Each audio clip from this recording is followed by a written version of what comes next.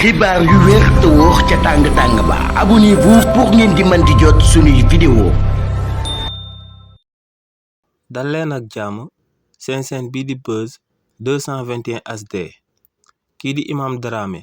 di akub imam bu kenn dootu présenté ci réew mi di Sénégal yëkkati na ay kàddu daal di koy jëmale ci lan moo war a nekk taxawaayu yoon si lu Moustapha Diakhaté nekk di bamtuwaat kàddu yum yëkkati woon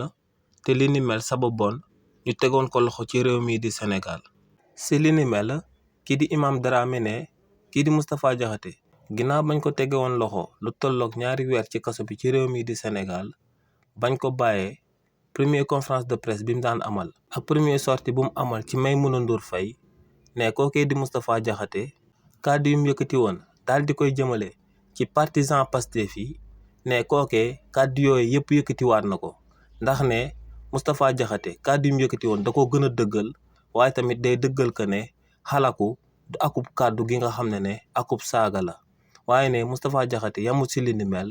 daal dinay wax que ne tuddee sa bopp Pastef rek saaga la. kii di Imam Dramé daal di wéyal ne moom lu ko jaaxal nag moom mooy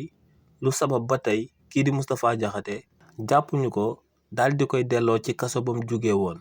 ndax ne bu fekkee ne Moustapha Diakhaté dafa tooñoon ba muy njëkkati yëkkati ay kàddu di jiiñ waa parti bii di Pastef que ne dañoo xalaku te loolee moom moo sababoon ñu daal di koy jàpp kookee bu génnee bu waxaatee même kàddu yooyee lu war yoonu réewu Sénégal moom mooy mu daal di koy teg loxo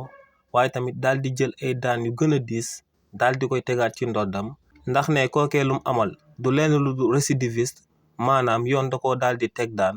mu génn defiyewaat yoon daal di amalaat loolee nga xam ne moom moo sababoon ñu daal di koy teg daan yi donc ne lu war yoonu réewu Sénégal moom mooy mu daal di jàpp Moustapha Diakhaté daal di koy delloo ci kaso bi ba noppi jëlaat daan yu gën a diis daal di koy teg ci ndoddam.